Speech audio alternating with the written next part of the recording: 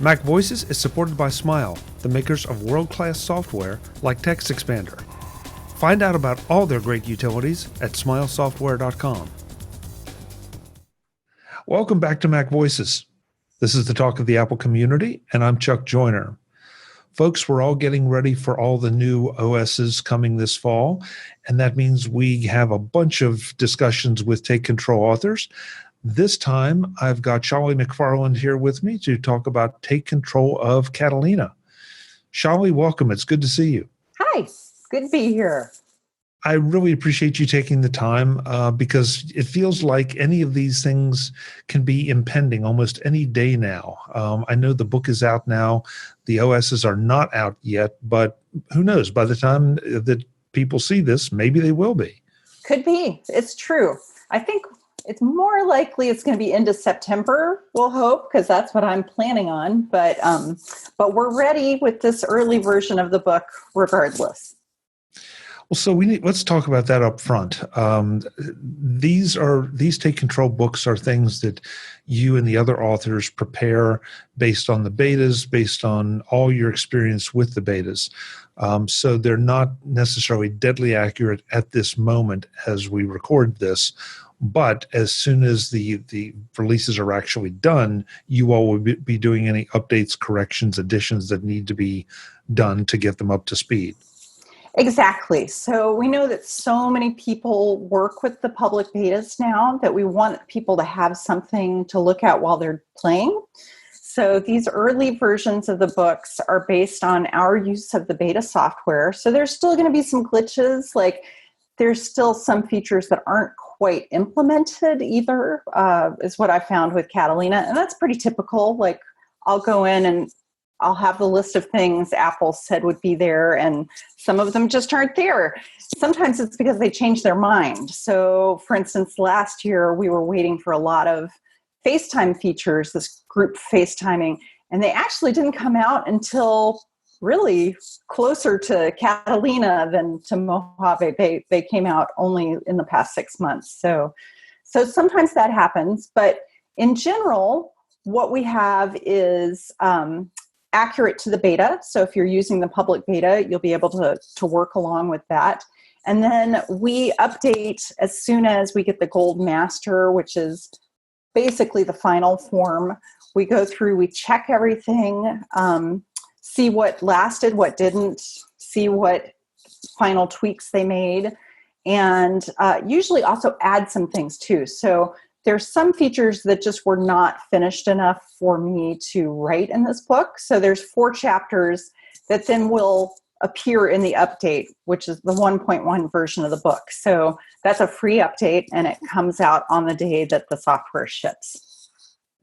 On the day that the software ships, in other words, you get no sleep Usually. That day at all. Well, we're pretty prepared. I mean, it's amazing. The public betas are impressively stable and mostly all there. So it's not as hard as it used to be to get that at the day and date, to have that book ready. So I have to ask, because I'm notorious for no longer running betas, just because I don't want to get used to something and then have it changed out from under me, or I don't want to waste time with things that don't work. Yeah. Am I doing it wrong, Scholle? Do you think I should be playing more with the betas? No. I mean, I put the beta on all my stuff because I need to, because I write these books. They are glitchy, and sometimes stuff, especially at the beginning of the summer, right after the public beta comes out, things are crashing for sure. So you never want to put a public beta on your main machine that you actually have to get work done, like on a deadline or anything like that. It's more if you want to experiment and you want to check it out, or maybe you use your Mac for fun, so you're not concerned if you're going to have some crashes. But no, you do not need to worry about it, Chuck. It'll be here soon enough. Well, that's the way I feel. And to be honest with you, it always bugs me just a little bit. After WWDC, we get our first glance of this, and the first beta comes out, and then the Mac press goes wild with, here's how you do this in Catalina, and here's how you do this in 13. And it's like, no, it isn't, at least not yet. Yeah. And so, and I feel like sometimes they're encouraging the betas, and that, I guess that's okay. But again, I would think that from a troubleshooting standpoint, it just creates all kind of havoc for third-party software developers Yeah, who that's don't true. know, what is their problem and what is the beta's problem. Yeah. I think if you've got the beta on your machine, though, it's probably the beta's problem. I mean, it's still the beta's problem, even if the software hasn't, the third-party software hasn't updated yet, because, they need to be updated for the final shipping thing. It's a use at your own risk situation when you run the beta software of the operating system, for sure. Yeah, and I think the more times we remind folks of that, I think the better off everybody is. Yeah. It's So not as scary anymore because I think a lot of people use the cloud for most of their documents. So it's not as risky in terms of you losing documents. So from that point of view, I think it is safer, but it will crash. Yeah. So let's tackle the big tentpole issue, feature, whatever. Catalina is 64-bit. The 32-bit apps will no longer run. In your testing, how much of a problem has this been? It wasn't a problem at all for me because I don't use any software I don't use any legacy software. So I don't have a critical program that hasn't been updated for a while. I think that will probably be the case for a lot of people. But if it's not, that's a really big problem. And that is actually something that Joe Kissel deals with extensively in his Upgrading to Catalina book. So that's the place to go for all your advice about that. But if you don't have a program like that, it's no big deal. If you do, it might be quite a big deal. So if there's no way you can update that piece of software or start using something else. Okay.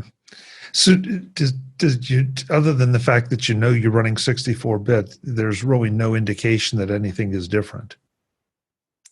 Around that?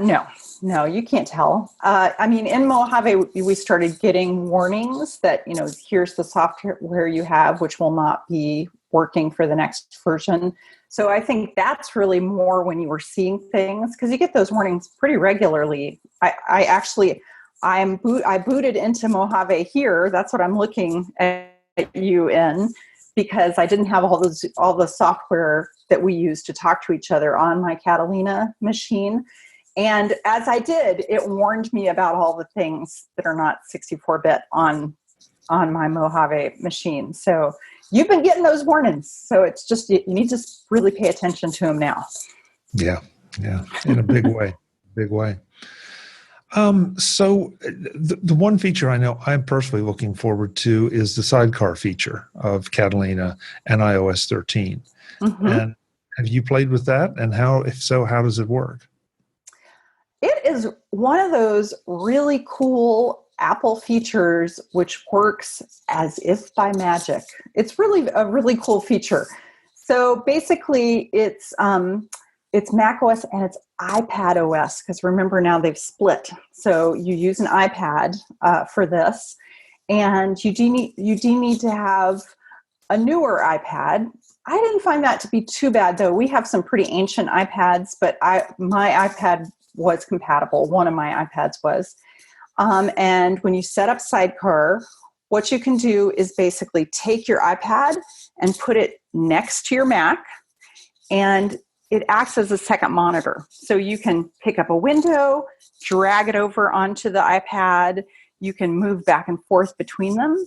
And it's really cool if you do something that requires a lot of space. Say you work with images or with documents that you like to have full screen. You can have your little reference document over on the iPad or your palettes over on the iPad, and then just move back and forth.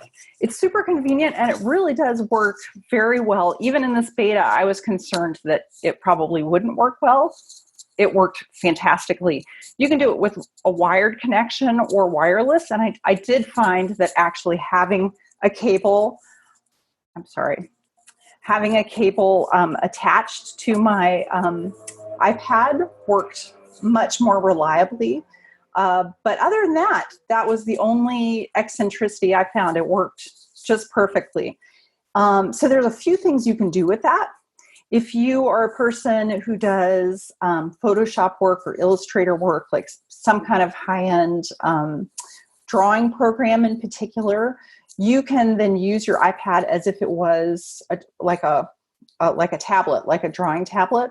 And if you have an Apple Pencil, you can duplicate your window, drag one over to your iPad, and then draw on your iPad and see it update on your Mac. That's pretty nifty. Even if you don't have anything fancy going on like that, it's really handy if you need to mark up a PDF. Drag the PDF window over onto the iPad, take your Apple Pencil, and you can, mark it up just as if you were marking up on a piece of paper. Really super handy. So those are some of the cool things you can do with it. And I think Mac users who need that sort of extra screen space or who do a lot of marking up of documents or do drawing are going to really enjoy that because it's very simple. And there's just commands. Even if you don't want to drag a window up, there's little commands that say send to iPad, send a window to the iPad. And it works perfectly. So I think that's a pretty exciting one. If you can benefit from something like that, that's going to be a new way that you can use your devices together really seamlessly that I think will be pretty exciting. So clarify, you said that the wired connection is a little more reliable. Are we talking about frame rate kind of things, or are we talking just about delay? Delay, a delay, or sometimes I've found, and this may be a beta quirk too, I found sometimes it would just lose the iPad, so the connection would break. Whereas if I had my cable into it, that was not a problem at all. I could go back and forth. It was completely seamless as long as I was wired. I think in most cases, having that cable is super simple for people because the iPad's next to your computer anyway. The time when the wireless connection might be really useful is if you're mirroring your computer to the iPad. So say you want to show somebody how to do something on your computer, instead of having everybody huddle around you, you can actually mirror your display to the iPad and then sit it over with a group of people or with someone, and then you do things on your Mac and they can see them. So that's probably the time when you would most likely really appreciate the wireless connection. So hopefully with the final version of the software, that connection will be more reliable that way. But for all the other times when what you're doing is using the iPad as a second display, having the cable, I don't think will be any big deal. So do you control this via the display control panel? Is that how you set it up? The display control panel is a place where you can arrange where the iPad is supposed to be. So, your computer needs to know whether it's on the left or the right side of your monitor. But actually, there's a new Sidecar system preference pane. So that's where you bring it on and off. And then if you have the display's menu bar icon, that's a place where you can turn it off and on really easily. Okay, so it's not AirPlay and it's not displays. You can use those. We have a new preference pane for it. Preference pane. Okay, that's good. That's one I think anyone with an iPad is going to really enjoy, no question. I think so, yeah. Can you use more than one iPad if you have multiple iPads? I don't know. That's a great question. I have not tested it, so I don't know for sure whether you can or you can't. They only talk about one, but if you've got two, give it a try, I would say. Yeah, it would be interesting, especially if you use a wireless connection for one and a wired for the other, or two wireds, or who knows? I don't know. that will be fun to play with. Pushing the envelope, Chuck. Yeah, of course, we have to do that. We're not satisfied with one. We want three. More iPads.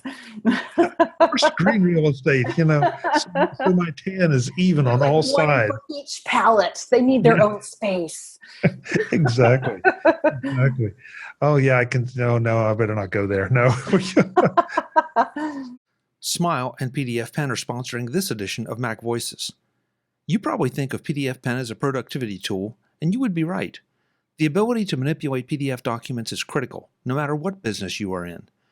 The ability to edit PDFs to correct text, copy and paste text while retaining fonts and formatting, annotate a PDF with both voice and comments makes it an essential part of your productivity toolkit. But you also might think of PDFpen as a security and privacy utility because of its ability to securely redact information in a PDF. And I mean redact, not just draw black boxes over text that can easily be removed by someone who wants to see what you don't want them to see. Or PDFpen might be an accessibility tool. I recently scanned a document that I wanted to be able to use with a text-to-speech program. The PDF as I received it couldn't be read, but after running it through PDFpen's optical character recognition, every single word became something that could be read out loud. And edited, if necessary, of course. So what is PDFpen? Whatever you need it to be, but you have to be using it first. Visit smilesoftware.com right now and download a free trial of PDFpen and see what you've been missing. That's PDFpen from Smile, the makers of world-class software. And be sure to check out the even more powerful features of PDFpen Pro while you're there. Thanks to Smile for their ongoing support of MacVoices. That seems to be one of the things that got the most publicity when Catalina was announced. What else have you found that is exciting or interesting that's really worth noting and will make you more productive?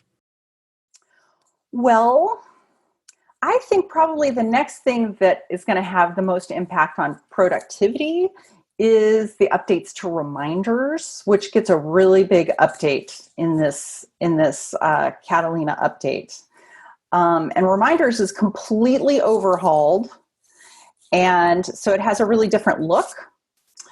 But it also has some cool new features that, in some cases, just reveal features that were already there, but lots of people didn't know about, and in other cases, add a bunch of features. So basically, there's a few new things. The first thing is that they have smart lists. So just like smart folders, all the smart items that we're used to.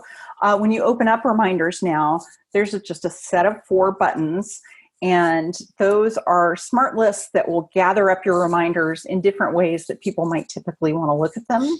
So there's a today one. You click that to see everything that's due today. There's a scheduled one. We actually did have that before, and that's anything that's scheduled. And then we also have a flagged smart list. So if you're flagging your reminders, the things that are particularly important. You can also now nest reminders. So if you have a task you need to do that involves a bunch of subtasks, in the past, your only real option was to create a whole new reminders list, and just to put everything in there. Now you can have a main reminder with little ones underneath it. So say it's clean out the garage, and it might be like bag up the trash, pick up the tools. You have your 3 little items under it or whatever. Now they'll appear in the reminders list as nested underneath it, which is pretty nifty. You can also have a group of reminders lists. So say you do have a lot of tasks. Maybe you have a packing list, and you have a grocery list, and you have like a whole bunch of different lists that are about a trip. Now you can make a group, and it's basically looks like a folder. Say it says Boston trip, and then under that in the sidebar will appear the other lists that go with that. That's also handy if you need a bunch of lists for a certain project, because then you can just delete them all afterwards very easily. They're all together. So that's some of the cool stuff. It makes it easier to make reminders. It has new edit buttons. So when you make a reminder, and this is the part which is about revealing features that were actually already there. When you make a reminder, little buttons appear that you can use to add a date, or in particular to add a location, which is this great reminders feature, which has been there for quite a while. But people continue not to know that you can use your reminders to remind you of something at a place. So if you need to turn on the oven when you get home, or you need to, do something when you get to work, you can actually use your reminders so that your phone knows where you are.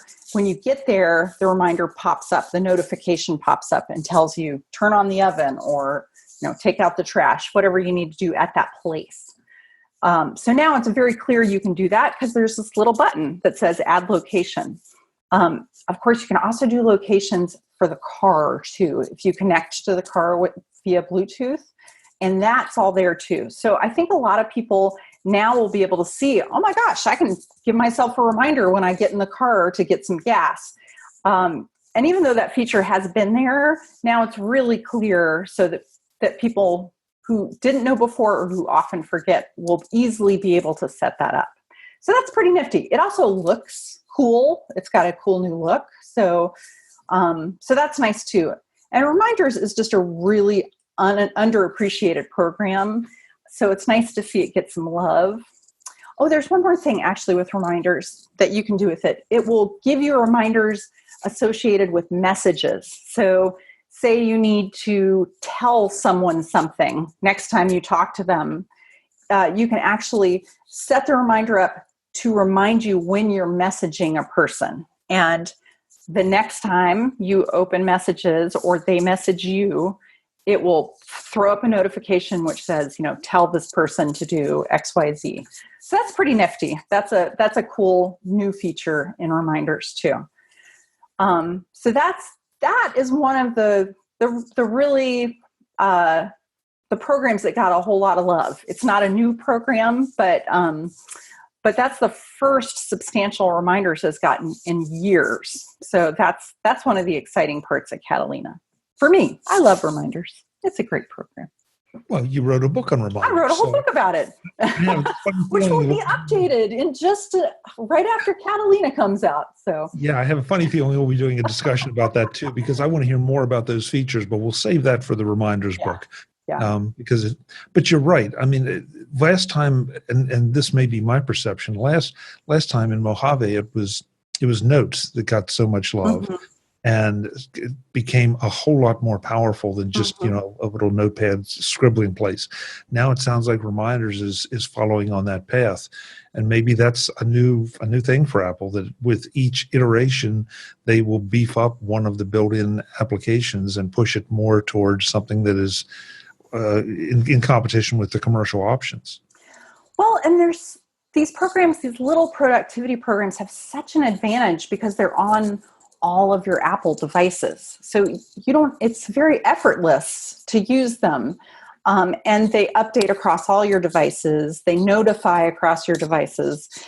So that it's a pretty powerful position for Apple to have these great programs, even if they may not be able to do as many things as third-party programs, they're already on your devices. And that's puts them miles ahead of most things.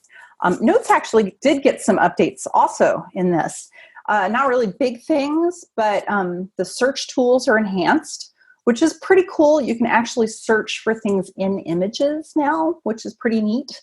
So you might remember in the Photos app, you can say show me pictures of cats. And it can look through your pictures and recognize objects. That technology has now been brought over to Notes. So if you have, if you've attached pictures or basically the pictures is that picture technology. So for instance, you search hay. That's one of the examples I have in my book. When I searched for hay, Hay, it brought up anything that I had that mentioned hay, but also pictures of hay, pictures of horses eating hay, all sorts of related pictures. So that's pretty nifty. But it now also can search for text in your scanned documents. So if you use the continuity camera feature, which lets you, basically it opens up your camera and it will snap shots of documents. It's got some special features for that, and then brings them over into Notes directly. There's some very basic text recognition that's happening. And when you search, it will access that. So it's not 100%. It hasn't scanned every word of your document and given it to you like a straight up optical character recognition program, but it does do the job pretty well. So I found in my testing that when I scanned different receipts, because that's the thing I think of when I use this feature, is it's so handy to get receipts into your notes so that you remember little things that you need for expense reports or things like that. It would get, like, out of 8 times I scanned one receipt and put it like as the first receipt or the fourth or the third. I mixed up what placement it had. It would catch a word 6 times. So it's not 100%, but that's pretty good. And if you don't need it to be 100%, it's the extra little nudge that will help you find things that you would have manually had to search for before because they're just an attached picture. So that's pretty neat. It also has a new gallery view, which shows like big thumbnails of your notes, which is handy if you want to search for something visually. If your note has some kind of distinctive look to it, now you can scan really quickly through these big thumbnails to find it. And I think that's really a great move by Apple, because as Notes becomes more of a program where people really do put scraps of information into it, you really have to concentrate on search, because that's the only way you can find all those scraps of information. And this is kind of the first step for them starting to really beef up those search functions in the program. So that's cool.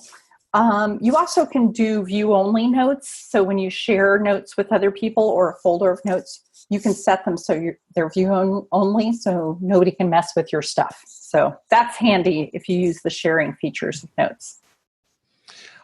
Shelley, don't let me take us too far down a rat hole here, but let me ask. So this is not doing a full-blown OCR, but it is doing some kind of text recognition. Mm-hmm. Is that through the continuity camera process that it's doing that? And where I'm going with this, where I'm going with this is, if I already have a document that I've put into Notes, is the new Notes going to update that document with that capability? I don't think so. It's only if you use continuity camera to get to scan the document, as they call that feature when you bring in a document. When you do that, it does actually put into text the first line of whatever that document is, and that becomes the header of the note. And then it has something going on with some basic recognition of the text in the note. But I think it's only with things brought in through continuity camera. Okay. That would make sense. I mean, otherwise, your hard drive would potentially be sitting there grinding for... Now we don't have hard drives anymore. We have SSDs. Right. SSDs don't virtually grounding. Yeah, whatever they do, they'd be sitting there accessing all day long trying to get caught up. So that makes a certain amount of sense, and it probably solves a lot of problems too. That in the future, who knows? I mean, I think these are signs that they're starting to take Notes seriously as a program where people might be wanting to do more advanced things like that. So we'll see. I'm just excited that they're showing some love for these programs. There's actually one more thing that you can do in Notes. It's not just a Notes feature. It's actually a new continuity feature, but Notes is a great place to mention it. And that's that there is a new continuity feature. So those are the features for using your devices together, moving between them and doing things with all of them. And it's called Continuity Sketch. So Continuity Sketch is kind of the cousin to Continuity Camera. It appears in the same menu as the scanning and taking pictures does. And in Notes, that means in the last version of Notes, the last couple of versions of Notes, there has been a sketch pad inside of Notes, which is super handy if you have your phone or you have your iPad.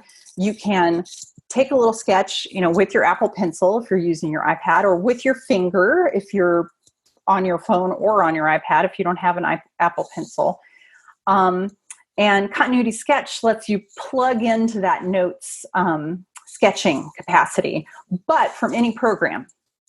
Or not any program, but from a set of Apple programs, just like you can do with Continuity Camera and the scanning documents feature from Continuity Camera. So it works the same way. And basically, if you're in a document, like you're in say you're in a Pages document, you go up to the menu, you choose import from iPhone or iPad, whichever you're using, and then you choose add sketch. And your iPad or iPhone lights up, just like it does with Continuity Camera, to that notes interface, the sketch pad, if you've seen that. So it has a number of pens and pencils and colors and erasers. You can make your little sketch, and then it directly imports it into the document. So it's a really handy feature. Another thing that's really cool that you can do with Continuity Sketch and actually Continuity Camera now is you can just do that in the Finder. So say you're in the Finder, you can Control-click, choose Add Sketch or Take Picture, any of those features. Do it, and then it just becomes a file on your desktop. So it's a handy way to get a sketch into your Mac, which was not possible before. You had to do it on your iPhone or your iPad and then figure out some way to import it. So that's a nifty new continuity feature that we have this time. And I was not expecting it. It wasn't really in the press materials. It was in the press materials as a Sidecar feature, but it's not a Sidecar feature. You do not need an iPad. You don't need Sidecar setup. Well, I'm sitting here thinking, this is just another example of Apple playing the long game, of Apple having a roadmap that we're not privy to. Because when Continuity Camera came out, it's like, okay, that's cool. Not sure how many times I'll use it, but it's cool. And now here's another little gem, as part of it. And you have to wonder that, okay, what else is on the roadmap farther down? Just like what you went over with notes, and just like what you said about reminders. There's a plan here. It's just not obvious to all of us. And sometimes we make these snap judgments that, well, Apple is stupid for not doing this. Well, they may be doing it next time. You just don't know. Yeah. Well, and the roadmap always is, of course, that they want us to have all the Apple products. So this is a pretty clever way of saying, if you stay in the Apple universe, it's so easy to pull things back and forth across your devices. Another really cool continuity feature, speaking of having multiple devices, is a watch-based feature, and that's Approve on Apple Watch. And so people who have watches already know that one of the nifty things you can do with them is basically log into your Mac.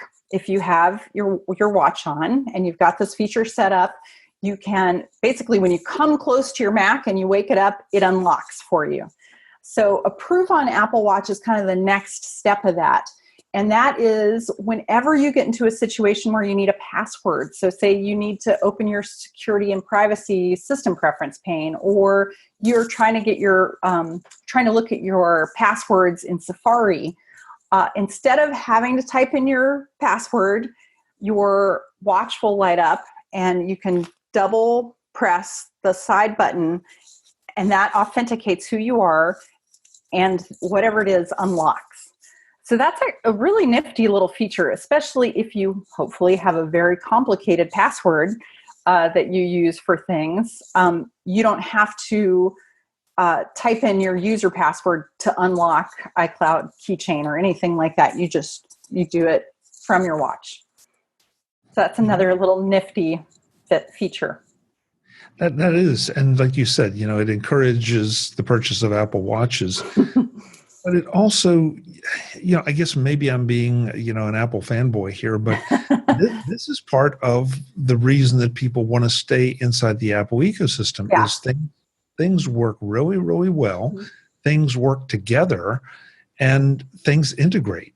Yeah, and they make sense together. So this is a cool. This is a cool long game kind of thing, like you're saying, how can we make these devices more useful? And what are the things that annoy people that they have to do, especially around privacy, because Apple has really focused a lot on privacy in the past couple of updates, trying to make it so, your personal information is safe. A lot of times we're always trading between convenience and security, and these little things try to make that balance a little easier on people. Shelley, I'd like to just keep on going, but I want to make sure that, there's something left in the book for people to read.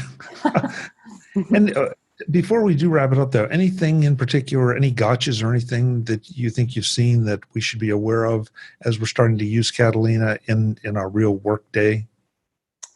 I think the updating of old software programs, that's going to be the biggest one for people who that affects. That will be something that makes them not be able to update at all. So that's the thing that if you use old software, I would get Joe's book right now and look through all the things you need to know to figure out if you can make that transition successfully. Other than that, from what I've gone through so far, which is most of the Catalina new features and new programs, this is a pretty stable update, and a lot of it is about making things more convenient. So that is something I think everybody will really benefit from. I know I'm looking forward to it because I keep reading all these articles about the betas and all the new features, and there's some that really jump out at me, and others it's like, well, maybe I'll wait, maybe I'll see how it goes. Yeah. But at the end of the day, this is going to be another great update, and just the features you've outlined, some that I didn't know about. It's like, I can't wait to get my hands on that and see how it works for me. Mm-hmm. Yeah, there's some cool stuff. So the book is out now, but again, it's the pre-release version, if you will. Mm-hmm. What's the price on this one, Shelley? Do you know? Well, that's a great question. I think it's $14.99, but we have some awesome bundle deals. So if you get all of the new books together, so the iOS 13, the upgrading book, and the Catalina book, you get a bundle deal. But I don't know what the bundle deal is. It's bundlerific, whatever it is. It's awesome. So I think you end up getting my book for like $10 if you buy it as part of this bundle with the other books. So, of course, takecontrolbooks.com. Go and check it out because the bundle prices will be there along with the individuals. But, man, I will be getting the bundle just because I want everything that Josh has gone through, everything you've gone through, everything Joe has gone through to get us to this point, so I don't have to go through it. Yes. And that's always kind of my point here is, you're hiring 3 amazing authors that have spent a lot of time on this stuff for a very inexpensive price, to keep you from having to dig through and figure out what the problems are. Hopefully there won't be any, but that you also might be missing out on features. So check these all out. Shelley, it's always a pleasure. We never get to do it enough, but you're always busy writing. So, what are you going to do? I am. There's a lot of books. It's true. Thanks for having me, Chuck. I appreciate it. And we will catch up with the Reminders book as soon as you're ready. All right. Sounds good. All right. Great. Thanks so much. Bye. Folks, this is MacVoices. I'm Chuck Joyner. I encourage you again, takecontrolbooks.com for Shelley's book, for Joe's book, and also for Josh's book on iOS 13 and iPadOS 13. Great bundle, great information that's going to benefit you. Until the next time, and as always, thanks for watching. Visit macvoices.com for show notes and to connect with Chuck on social media. Get involved in our Facebook group or like our Facebook page, and get more out of your Apple tech with MacVoices Magazine, free on Flipboard and on the web. And if you find value in it all, consider supporting us through either our Patreon campaign at patreon.com/MacVoices or by making a one-time donation via the PayPal link on our front page and in the show notes of each episode. You will join these fine people who help bring you MacVoices.